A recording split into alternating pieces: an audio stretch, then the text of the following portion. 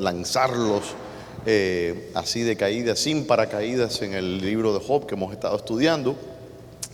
El trasfondo de este libro es interesante, porque este es un libro, yo creo que más que ningún otro texto en la Escritura, que nos sacude, ¿no? Que sacude, que toca lo más profundo de nuestra fe.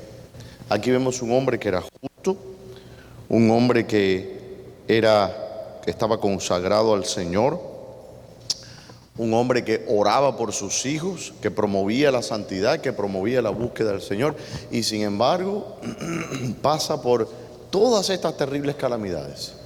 Perdió a sus hijos en un solo día, perdió todo lo que poseía, y también le cayó una terrible enfermedad. Y decimos, ¿cómo es posible que el justo padezca? ¿Cómo es posible? El hermano me sigue trayendo colecciones de banquetas, pero aquella es idéntica a esta, hermano. Esa a lo mejor un poquito mejor. No, esa no es más baja, hermano, esa es igual. Su sentido de proporción es cuestionable. Gracias. Esta es mejor. Bien, ahora sí.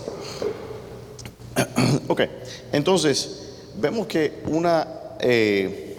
¿qué es lo que está pasando en el libro de Job?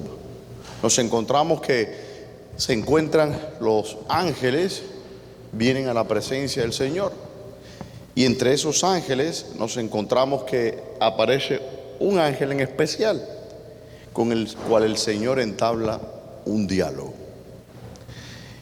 Y vamos a ir a esa parte, en el 6.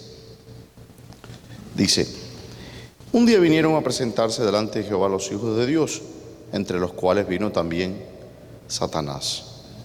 Y dijo Jehová a Satanás: ¿de dónde vienes? Respondiendo Satanás a Jehová dijo: de rodear la tierra y andar por ella. Vamos a hacer una pausa ahí. La palabra Satanás, que se usa aquí como un nombre propio, en realidad en el hebreo tiene el participio de el Satanás. Es ja Satán. Ese ja en hebreo significa, es como usar el nuestro, el coche, la silla. Eso se llama un participio, ¿no? Si no me equivoco, en español, en gramática, los que se acuerden, yo salí muy joven de un país. ¿Quién se acuerda? No hay nadie que se acuerde. Es un artículo, claro, gracias, no un participio, un artículo definido, ¿no? Que dice el, la, los, etcétera, los artículos. En hebreo, como se usa en este texto, no como se usa en el Nuevo Testamento, la palabra Satanás tiene el artículo de el Satanás, porque Satanás, ¿se recuerdan cuando estuvimos estudiando el libro de Judas? Y yo les expliqué que un ángel no es lo que se es, sino lo que se hace. ¿Ve? ¿Me entienden lo que estoy hablando? El ángel se le llama ángel porque ángel significa mensajero. Ángel nosotros lo identificamos como criaturas celestiales, pero en realidad cualquier persona o ser que trae un mensaje se le llama ángel. De hecho tiene la misma raíz que la palabra evangelio. Ángel, evangelio. El evangelio es las buenas nuevas. Ángelos, ángel es el que trae la noticia. Entonces aquí funciona de la misma manera. Ahora, ¿por qué yo hago tanto hincapié en esto? Porque es importante entender. La palabra Hasatán, el Satán, que es un título, significa el opositor. De hecho, en el Nuevo Testamento se le conoce como el tentador o el acusador. Esas son traducciones del texto Hasatán, ¿no? Que significa el acusador. Entonces aquí vemos que estaba el acusador. ¿Y qué es lo que está haciendo el acusador en la tierra? Dice que venía de rodear y andar por ella. Pero la palabra andar en hebreo no es andar como caminar. Es un andar como decir, como se traduce en otra escritura, dice como acechar. Satanás estaba al acecho. No es simplemente el andar, nos imaginamos que el diablo andaba por ahí mirando los pajaritos y las cosas. No, Satanás esto es más bien la palabra hebrea que se usa para andar, es más bien este tipo de acción, como mirando, observando. mirando a ver dónde él puede meterse para causar. Bueno, exactamente lo que hace una serpiente. No actúan así las serpientes, no se meten, no son escurridizas. No decimos de personas malvadas que son como serpientes. ¿Por qué? Porque son, ¿qué cosa? Escurridizos y se meten y ahí siembran. Cuando menos se lo espera, usted pisa, le mete una mordida al calcañar. Y Jehová dice a Satanás: ¿no has considerado mi siervo Job, que no hay otro como él en la tierra, varón perfecto y recto, temeroso de Dios y apartado del mal? Aquí vemos que Dios mismo, imagínense qué clase de carta de presentación, cuando Jehová mismo dice: ¿no has observado a este hijo mío, que es santo, que está continuamente en comunión conmigo, que es perfecto en su andar, que es de buen testimonio? ¿No lo has observado tú, Satanás? Y esto sí, no tenemos diáconos, estamos, no sé. Estaba completamente segura de que Job no iba a retroceder. Cuando Jehová le hizo esa pregunta a Satanás, o sea, como que él, como usted dijo, es una referencia, pero él estaba completamente segura de que él no iba. Efectivamente. Y él conocía, pero nótese ahora también la respuesta, está como que destripándose. Dios nos conoce a nosotros y sabemos. Él sabe lo que nosotros podemos dar y lo que no damos. Porque Él nos conoce también de la misma manera que conocía a Job. Y ahí viene, porque eso nos lleva a la respuesta de Satanás. Porque Satanás, usted tiene razón, Dios nos conoce a nosotros íntimamente. Él conoce nuestro corazón. Sin embargo, la respuesta de Satanás cuestiona la omnisciencia de Dios. No solo que cuestiona la omnisciencia de Dios, sino que implícitamente Satanás llama a Dios mentiroso. Porque mire lo que dice: respondiendo Satanás a Jehová dijo: ¿acaso teme Job a Dios de balde? ¿No ha cercado alrededor a él y a su casa y todo lo que tiene? Al trabajo de sus manos has dado bendición, por tanto sus bienes se han aumentado sobre la tierra. Pero extiende ahora tu mano y toca todo lo que tiene, y verás si no blasfema contra ti en tu misma presencia. Y dijo Jehová a Satanás: he aquí, todo lo que tiene está en tu mano, solamente no pongas tu mano sobre él. Y salió Satanás de delante de Jehová. ¿Qué está haciendo Satanás con este tipo de argumentación? Está cuestionando que Dios conoce a las criaturas. Es decir, tú no sabes quién es Job, tú te crees que él es Job, pero yo conozco a los seres humanos mejor que tú, porque yo tenté al primero y más perfecto ser humano que tú habías creado y cayó. Entonces le está diciendo a Dios que Dios no sabe. Primero, está cuestionando su omnisciencia, y segundo, está diciéndole mentiroso. Está diciendo que todas las cosas que Dios está diciendo de Job son falsas. Fíjense qué audacia. Pero el Señor no entra en una discusión con el diablo, simplemente le dice: vaya y pruebe su hipótesis. Entonces el diablo va. Le estoy dando un repaso, dicho sea de paso, de todo lo que hemos estudiado hasta ahora. El diablo va y dice: y aconteció un día que sus hijos comían y bebían vino en casa de su hermano el primogénito, y vino un mensajero a Job y le dijo: estaban arando los bueyes y las asnas paciendo cerca de ellos, y cometieron los sabeos y los tomaron, y mataron a los criados a filo de espada. Solamente escapé yo para darte la noticia.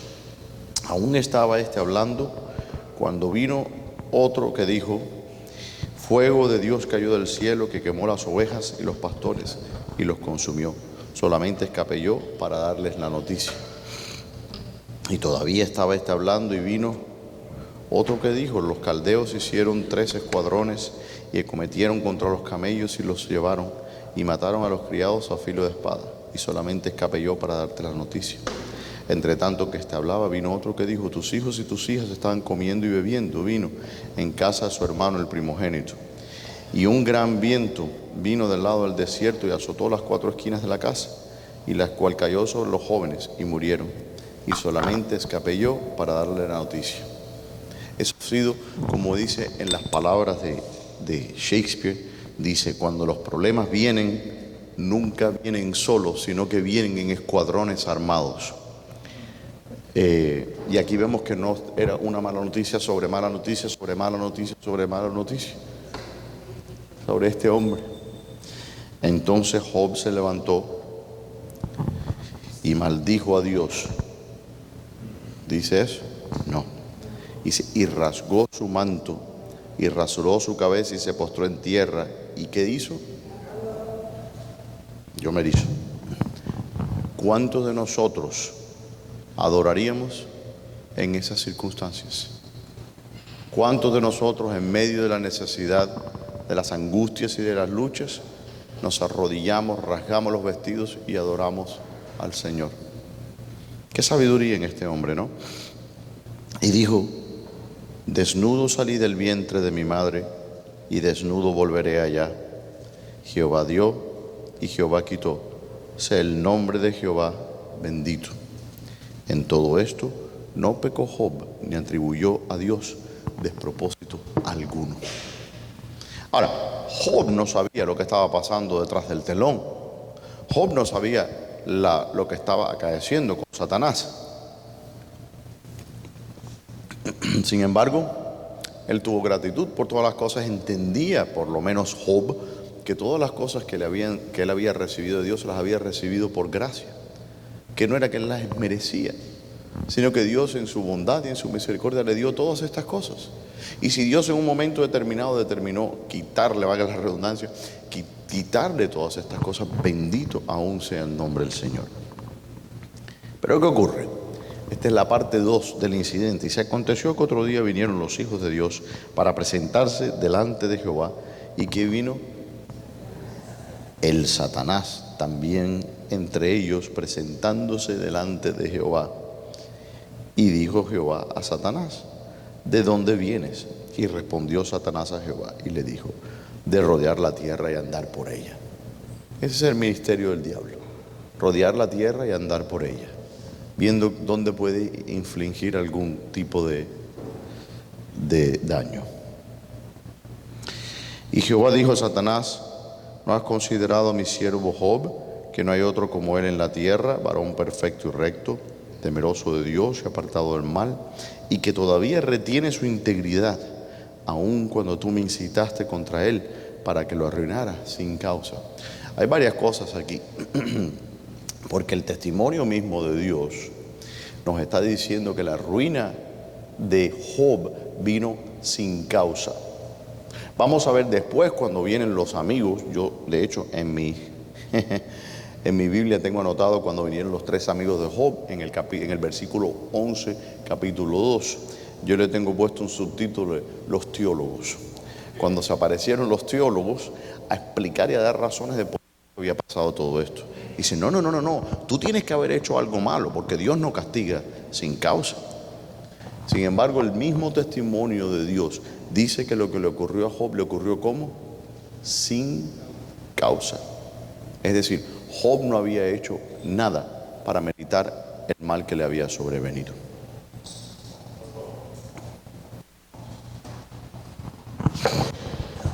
Pastor, a veces cuando uno tiene, bueno, como profesor o como padre, a veces uno tiene varios estudiantes o hijos, y a veces uno quiere como que señalar al mejor, ¿no? O al que tiene un buen desempeño, ¿no? Para todos los demás le dice, oye, ¿han visto a Pepito cómo está haciendo las cosas de manera correcta, ¿no? Se podría ver que el Señor también le estaba señalando al acusador que había otra criatura también como él, no como Satanás, que era fiel y estaba haciendo lo correcto, y como dándole una enseñanza. El Señor, creo que Satanás se pierde de eso, ¿no? Porque le dice, oye, ¿has visto a él? Y a pesar de que ha pasado, mira cómo sigue, ¿no? Sí. Y se podría ver. Sí, y allá donde, precisamente allá es a donde voy. Pero ya que usted lo mencionó, vamos a adelantarlo y ponerlo. Una de las razones por la que nos quedamos Si no entendemos el trasfondo de lo que está pasando, si no entendemos el trasfondo de este diálogo entre Dios y Satanás, que está al principio del libro, todo lo que le ocurre a Job es un resultado de este diálogo, de esta conversación. Ahora, una lectura superficial nos llevará a pensar que Dios es cruel y despiadado. De hecho, Carl Jung, el psicólogo, escribió su único tratado teológico, es sobre este libro. Y él dice que Dios es arrogante y despiadado en la forma en que trata a Job, porque no tiene consideración de que esto es una criatura y sin razón arremete contra él. Esa interpretación, como digo, una vez más, es apresurada y es superficial. No está entendiendo lo que está pasando aquí. Estábamos viendo con los jóvenes que el libro de Job, o el libro de Job no, Job es una figura de Cristo. El siervo sufriente es un tema recurrente en toda la Escritura, ¿no? El siervo que sufre, que es una figura obviamente del Mesías que iba a sufrir. Job es una figura de Cristo. Ahora, si entendemos eso, vamos a entender, todo tenemos que filtrarlo por el filtro o el lente Señor Jesucristo, ¿no?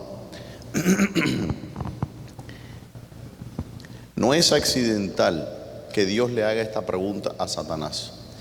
Aquí le está mostrando de una manera escatológica lo que de hecho le iba a ocurrir al diablo cuando el Señor Jesucristo viniera. Y si le doy a largos rasgos lo que estaba ocurriendo aquí. Job como figura del Señor Jesucristo, puro, santo, que hacía sacrificios en favor de sus hijos, sacrificios no por él, sino sacrificios por otros, como el Señor Jesucristo. Es molido por Dios, pero hay una razón para ello, porque es un lenguaje, es una moneda que el diablo no entiende, que es la moneda del amor y de la integridad. Y entonces cuando el Señor muele a Job, ahí viene, bueno, si quiere cambiarlo, sí, mira a ver si este anda mejor. Los micrófonos no les caigo bien, siempre que empiezo a hablar por ellos empiezan a fallar. La expectativa del diablo es que Job iba a negar al Señor. Y si ustedes piensan, es la misma expectativa que el diablo tenía con el Señor Jesucristo cuando lo tentó en el desierto. Si postrado me adorares, ¿no? Y eso no fue lo que ocurrió. Entonces al contrario dice, ¿qué pasa? Adora, Job adora al Señor. Ahora, es importante porque ese trasfondo viene desde el huerto del Edén. En el huerto del Edén nos encontramos, eso lo vamos a estar hablando el martes cuando lleguemos al capítulo 2. Si algún día llegamos al capítulo 2. Si algún día de 24 horas llegamos al capítulo 2 de Génesis, de Génesis, sí. Nos vemos en el huerto del Edén una figura, una serpiente, ¿no? Y esa serpiente tiene un diálogo con Eva, ¿no? Ese es el capítulo 3, disculpe, tienes razón, hermano, tiene el capítulo 3. En el capítulo 3 donde tiene una conversación con Eva. Ahora, todos nosotros escuchamos la palabra serpiente e inmediatamente pensamos algo malo, algo ponzoñoso. Pero dentro del contexto del capítulo 3 no es la indicación que nos da. Dice que era más astuta, dice la serpiente, que todas las bestias del campo. Eso no es algo malo. Dice que era más sabia. Y ahora ve que este diálogo entre la serpiente, que es este mismo personaje que estamos viendo aquí, entre Eva y él. Y la tienta. ¿Y qué es lo que le ofrece? Le ofrece, bueno, sabiduría, conocimiento, le ofrece ser igual a Dios. Ahora la pregunta es, ¿qué hacía la serpiente en el huerto del Edén? El huerto era perfecto, el mundo era perfecto, nadie había caído. ¿Qué hacía la serpiente en el huerto del Edén? Y la respuesta se encuentra, estuvimos hablando la semana antepasada con los jóvenes, si ustedes van conmigo, y esto le va a dar un poco el trasfondo. ¿Cuánto tiempo tengo? Tengo tiempo. Le va a dar un poco el trasfondo de la conversación entre Dios y Satanás. Ezequiel 28, capítulo 13 y yo quiero que alguien me lo lea con voz de trompeta y de arcángel. ¿Quién me lo va a leer? Levante la mano, hermano. Ahí ya tenemos a...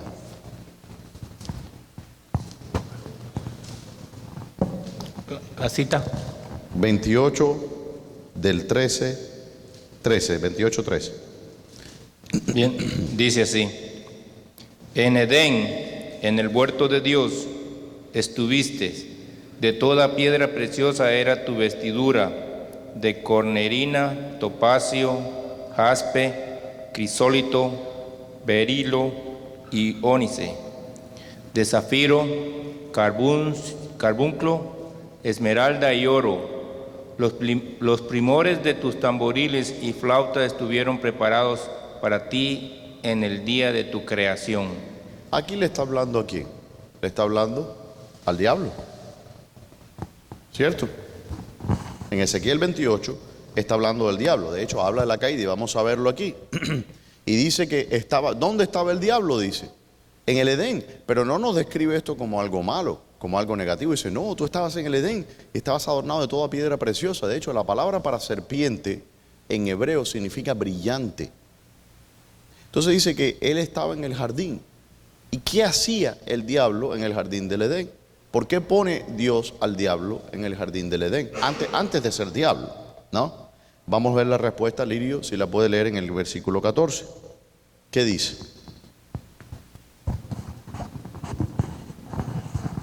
Dice, tú, querubín grande, protector, yo te puse en el santo monte de Dios. Ahí estuviste, en medio de las piedras de fuego te paseabas. ¿Continúo? Sí. Perfecto eras en todos tus caminos desde el día que fuiste creado hasta que se halló en ti maldad. Sigue.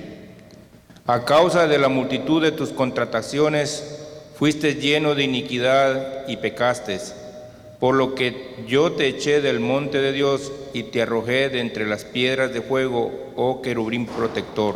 Oh, aquí vemos que ocurrió algo. Vemos que el Señor pone a Satanás, primero cuando es un ángel, un querubín. La función de los querubines es ¿qué cosa? Proteger, precisamente. Ahora, ¿qué estaba Satanás protegiendo en el jardín del Edén? ¿Se ha preguntado ustedes?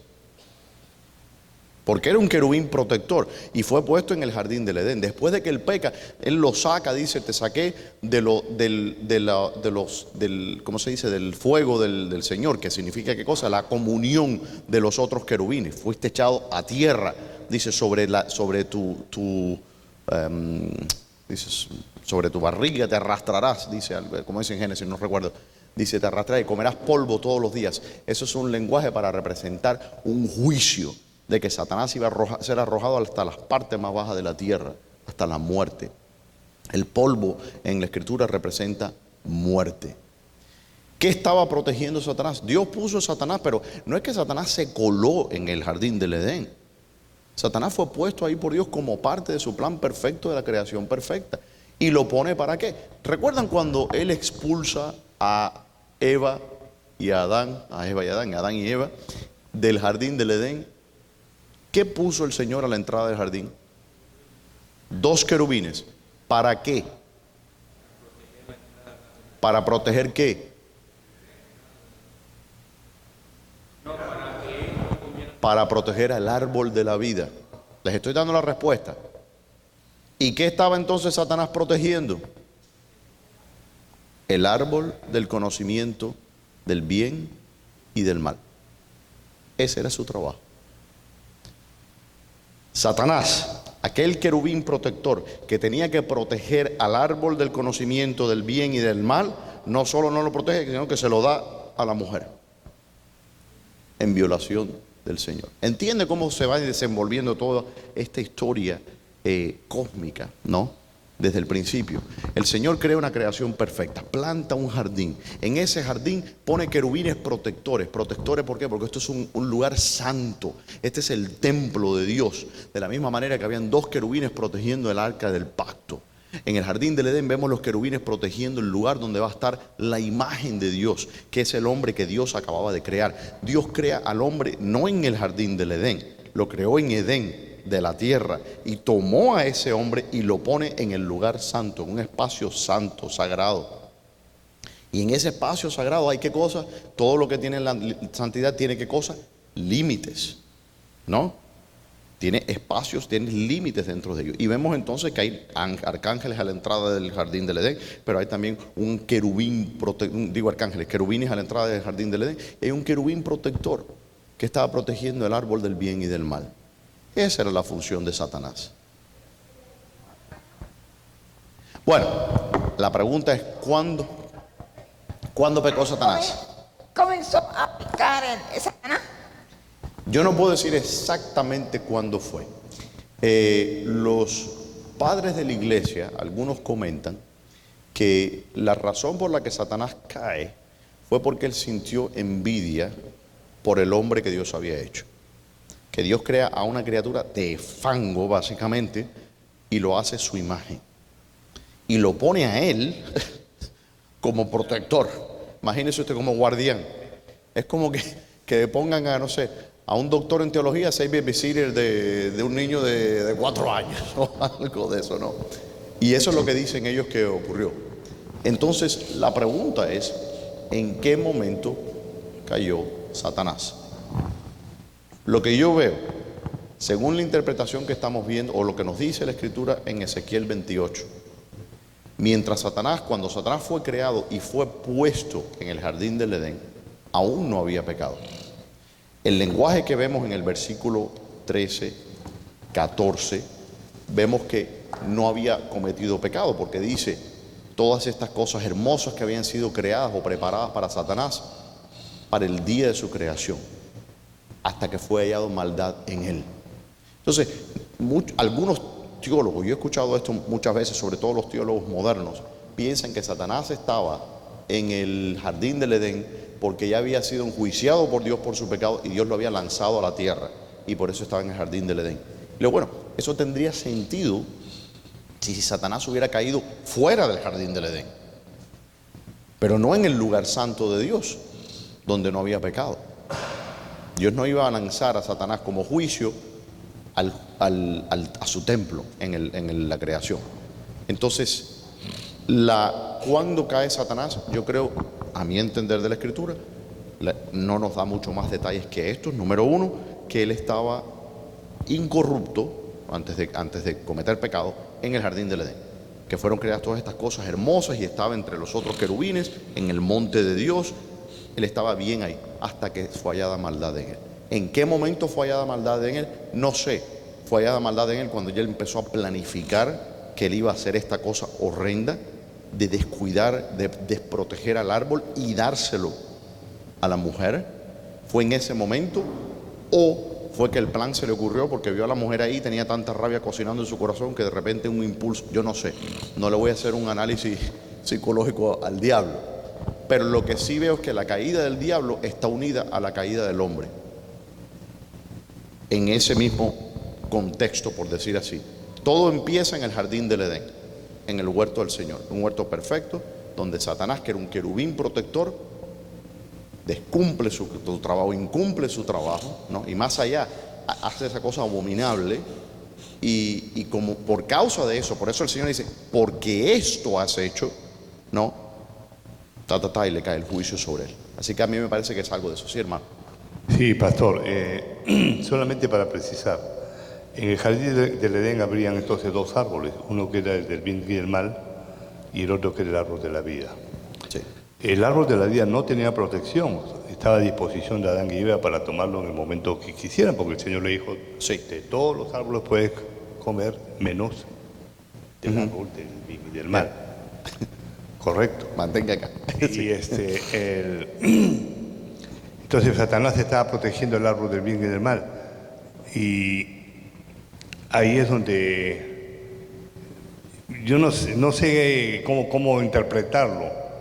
Es que Dios ya sabía que Satanás iba a pecar. Claro. Dios lo sabe todo. Él sabía que en el jardín del Edén él iba a cometer lo que cometió, ¿no? Tratar de usurpar la posición de Dios, ¿no? Entonces eso no escapaba para él. Claro. No escapaba para él. Claro. Nuestro Dios sabía que él iba a suceder eso. Porque con la escritura dice, hasta que fue hallado en ti maldad. Como que fue una cosa algo que sorprendió. O sea, tú estabas bien, todo bien, y fue hallado en ti Algo maldad. ocurrió. No, algo que pasó de repente. Y no creo que Dios, nuestro Dios, no deja nada al azar. No, eso Dios ya lo sabría. Bueno, a ver, que Dios lo sabría, por supuesto, Dios es omni. Eso ya nos llevaría a una discusión de cuáles son los conocimientos posibles para Dios. Y se han escrito tratados amplísimos de eso. Me viene a la mente un tratado que escribió William de Ockham, un lógico del siglo XIV, que le escribió un tratado precisamente hablando de eso, de la predestinación y los futuros contingentes en Dios. Y en eso él nos explica que no puede haber un conocimiento de futuros contingentes para Dios, por varias razones. Una, porque solamente el conocimiento de lo verdadero es posible. Es decir, que para que exista un futuro contingente tiene que haber dos proposiciones, una A y una B, de dos posibles escenarios que actúen. El problema es que solo uno de esos dos es verdadero, A o B. Por tanto, según arguye este lógico, que no puede haber, este logista, no puede haber un conocimiento de futuros contingentes en Dios, porque esto implicaría que hubiera un conocimiento de lo falso en Dios, porque tendría que conocer lo verdadero y también la proposición falsa. La otra cosa es también, y esto viene de John Duns Scotus, que fue otro filósofo medieval que habló mucho sobre la lógica. Y él dice que para Dios no puede haber futuros contingentes porque para Dios todo es un eterno presente. Entonces, las cosas no es que Dios está sentado aquí esperando a ver qué es lo que va a ocurrir. Todo ya ocurrió y está ocurriendo para Dios. Para Dios no hay pasado, no hay futuro, hay solo un eterno presente. Entonces, en ese sentido, tenemos que matizar un poco la pregunta, entendiendo que para Dios esto no es que Él dijo, ¿qué ocurrirá? ¿No? Porque ya había ocurrido para Dios. Eso es una. Ahora, es necesario que si Dios crea agentes libres, esta es la gran discrepancia con los calvinistas, que si Dios crea a seres verdaderamente libres, tiene que existir la posibilidad, no solo la posibilidad lógica, sino la posibilidad real de que esas criaturas desobedezcan a Dios o actúen en contra de la voluntad de Dios. Perdón, ¿se podría decir entonces de que el diablo también tenía libre albedrío? Sí, por supuesto. Todas las criaturas que Dios ha creado, excepto los animales, los mosquitos, las piedras, etc. Pero si uno va del hombre hacia arriba, todos tienen libre albedrío. Okay. Ahora, el libre albedrío de los ángeles, algunos han hablado sobre esto. Eso es un estudio bellísimo, la angeliología, ¿no? Algunos padres de la iglesia comentan que en el principio, cuando Dios creó todas las legiones de los ángeles, las miríadas de ángeles, Él les dio en ese momento inicial, ¿quién es el que habló de eso? Creo que fue, no me acuerdo ahora quién fue, pero dice que Dios les dio la elección entre elegir entre obediencia y la no obediencia. Porque ellos automáticamente tenían como la voluntad de ellos está, eso fue otro nombre extraño, John Scotus Eriúgena, un teólogo del siglo IX, de la era carolina, y él dice que Dios cuando creó a todos los ángeles simultáneamente, Él les dio la opción de someterse voluntariamente o no, es decir, que todos tuvieron esa elección al principio. Eso es una forma. Otros piensan que después de la caída de Satanás, los ángeles tuvieron que hacer como un repaso y afiliarse. Algunos se fueron del lado del diablo y otros fueron del lado de Dios. La minoría fue del lado del diablo, que eso es algún detalle también interesante para observar. ¿Qué pasó? Ya eso sería, yo considero eso especulaciones teológicas, no podemos saber. Lo que sí sabemos a ciencia cierta es que los ángeles tienen libre albedrío. Eso es obvio cuando vemos que Satanás pecó y desobedeció a Dios. ¿Ok? Sí, hermano. Satanás cae en el rango de querubín, que ¿Hay otro rango superior a él o Serafín. hay serafines? Pero de los Porque yo me acuerdo que usted nos dio en la clase de Judas o de Génesis, no me acuerdo cuál, Sí. de que los ángeles que se rebelaron con Satanás fueron del rango de él para abajo. Sí. O sea que, y según la Biblia, una tercera parte de toda la creación. Claro. Pero eso tenía la inquietud, porque yo creía que Satanás, o sea, querubín era lo más alto, pero hay otro nivel sobre querubines. Y de hecho, porque la noción es que un ser inferior no puede influir a un ser superior, pero un ser superior sí puede influir en un ser inferior. Entonces, por esa razón se piensa que no, que por encima de Satanás, que no los serafines. Y en realidad los serafines tienen una función que no, todos los demás rangos de ángeles tienen una función que se relaciona con ¿cómo se dice? Con el ordenamiento y la regulación o la guía o la gobernación de la creación, del resto de la creación, ¿no? Pero fíjate que Dios no manda a querubines con mensajes. ¿Ve? Que Satanás no se le mandó como un mensajero, se le mandó como un custodio. Los arcángeles se han mandado como mensajeros, como son Gabriel, Miguel, ¿no? Pero a Satanás nunca se le dio el cargo de ir a ser un mensajero, ¿no? De hecho, no vemos en ninguna otra parte que los querubines estén hablando con los hombres. Solamente Satanás, la serpiente. Él estaba ahí para proteger. Él estaba ahí, me imagino, con una espada, como estaban los querubines. Aquí no se acerca a nadie, ¿no? Y de hecho lo que él hace es que él entrega ese fruto que estaba prohibido para el hombre y se lo da. Es interesante que la serpiente esté enroscada, si me permiten hacer esa imaginación, enroscada en el árbol del conocimiento del bien y del mal, porque lo estaba custodiando. Por eso dice la Escritura, porque si no dice, ¿por qué dice querubín protector? ¿Qué estaba protegiendo a Satanás? Entonces, ahora volvamos a Job. Entendemos ahora el trasfondo. Ahora usted entiende por qué Dios aplasta a Job.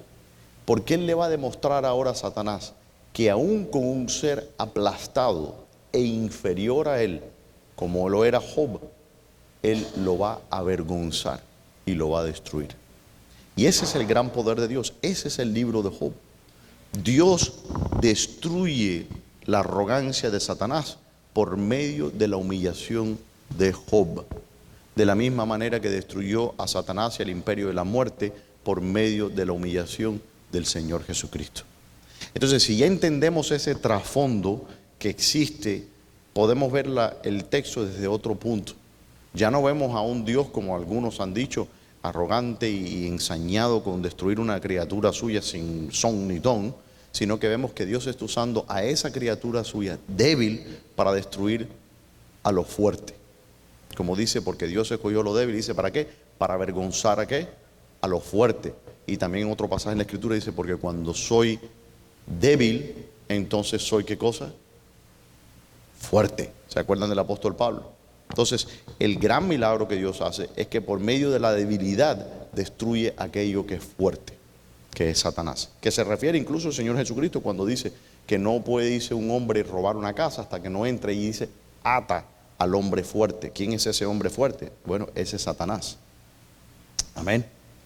Entonces dice, aconteció que otro día vinieron los hijos de Dios a presentarse, estamos en el 2, delante de Jehová. Y Satanás vino también entre ellos presentándose delante de Jehová. Y dijo Jehová a Satanás, ¿de dónde vienes? Respondió Satanás a Jehová y dijo, de rodear la tierra y andar por ella. Y Jehová dijo a Satanás, ¿no has considerado a mi siervo Job, que no hay otro como él en la tierra, varón perfecto y recto, temeroso de Dios, apartado del mal, y que todavía retiene su integridad, aun cuando tú me incitaste contra él, para que lo arruinara sin causa? Respondiendo Satanás, dijo a Jehová, piel por piel, todo lo que el hombre tiene dará por su vida. Pero extiende ahora tu mano y toca su hueso y su carne, y verás si no blasfema contra ti en tu misma presencia. Y Jehová dijo a Satanás, he aquí, él está en tu mano, mas guarda su vida. Entonces salió Satanás de la presencia de Jehová, e hirió a Job con una sarna maligna, desde la planta del pie hasta la coronilla de la cabeza. Y tomaba Job un tiesto para rascarse con él y estaba sentado en medio de ceniza. Entonces la mujer le dijo, ¿aún retienes tu integridad? Maldice a Dios y muérete. Aquí vemos que probablemente Satanás estaba usando a la mujer de Job para tentarlo, para decirle maldice a Dios. Ahora hay que interesar, en la traducción de la Vulgata, cuando dice maldice a Dios, dice benedic domine. La palabra que traduce es como bendice a Dios y muérete, en vez de maldice. La traducción literal, como aparece en el hebreo, es bendice a Dios y muere. Pero la razón por la que se traduce como maldice a Dios y muere es porque es una expresión idiomática o lingüística, ¿no? Es como que nosotros decimos, a ver, ¿qué ejemplo puedo darles del español? No sé, cuando alguien un niño se está portando mal y dice, es que tú eres tan bueno, ¿no? En realidad lo que estoy diciéndole es que es malo, ¿no? Es como una ironía, claro, o como una manera, irónica de decirlo. Entonces, por eso se traduce, para que se entienda mejor el texto, literalmente dice, bendice a Dios y muere, es lo que la palabra dice, pero el sentido, que no es, los orientales usan ese sentido también para decir, lo que significaba era maldice a Dios. ¿Ok? Bien. Dice, sí. Que incitó a la mujer. Digo yo, puede ser que Satanás estaba incitando a la mujer a decirle eso a Job, ¿no? No sé, no dice la escritura eso, especulo yo en ese punto. No sé, porque por lo menos es lo que quería Satanás. Aunque no la haya incitado en una manera literal, vemos que la mujer estaba, de hecho, con ese comentario, haciéndole la jugada al diablo, porque es lo que el diablo quería. Lo que el diablo dijo, dice, él va a maldecir a Dios. Le dice, él te va a maldecir en tu presencia si lo enfermas, porque nada tiene el hombre más precioso que su propia carne, ¿no? Sí.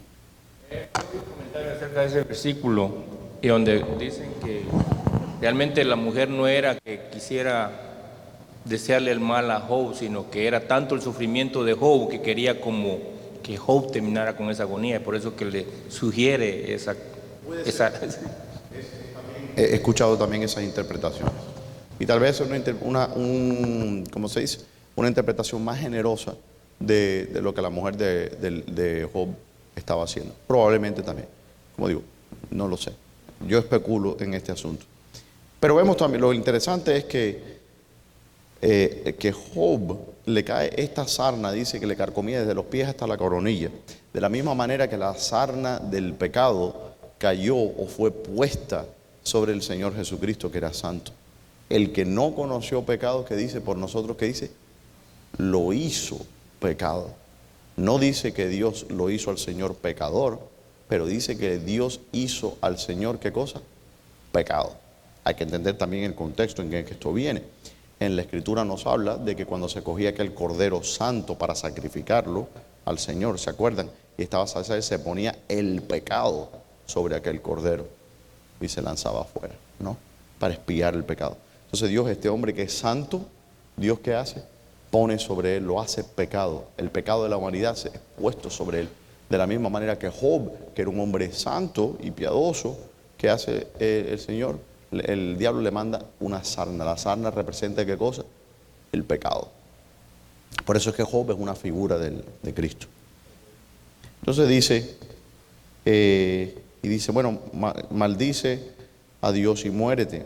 Y le dijo, como suele hablar cualquiera de las mujeres fatuas, has hablado.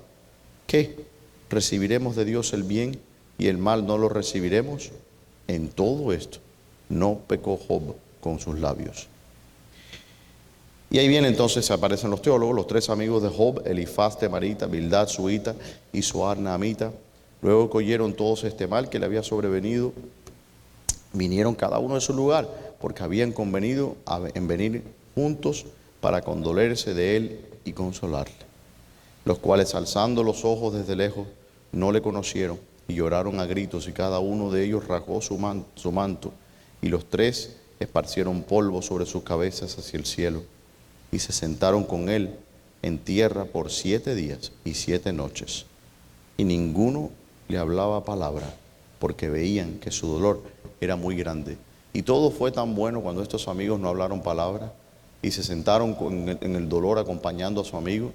Pero después en el capítulo 4, en el 3, comienza a maldecir Job, pero después en el 5, creo que es en el 5, ¿no? Sí, comienzan entonces los teólogos a abrir la boca y ahí es donde todo comienza a cambiar. Ok, tenemos unos minutos, preguntas hasta aquí, antes de terminar, para darles tiempo que tengan su recreo.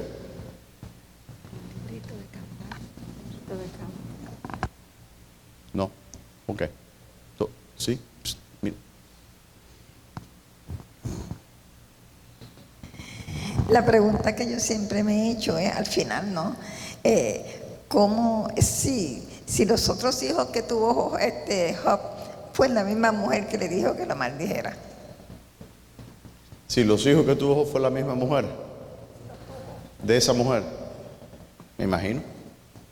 Digo yo, que dice que era un hombre, no nos dice que tenía más que... No lo dice, pero dice que sí que tuvo más hijos. Pero Ah, me dice los hijos que tuvo después. después que salió Sí, todo. claro. No, él no se divorció de la mujer. No, él se estuvo con su esposa. Y sí, lo estuvo con su misma esposa, me imagino. Es decir, no hay nada en el texto que nos lleve a pensar que no fue su misma esposa. No sé. Ya lo sabremos en el cielo, me imagino. Ok, ¿alguna otra pregunta? ¿No? ¿No? Ok. Vamos entonces a orar. Padre Celestial, te damos gracias por tu palabra, Señor. Aprendemos tanto de tu palabra, Señor. Permite que tenga cabida en nuestros corazones. Guía, Señor, y prepáranos ahora para el segundo servicio, Señor, para alabar tu santo nombre y bendecirte. Tú eres bueno, Señor. En ti esperamos siempre. En el nombre de Jesús. Amén.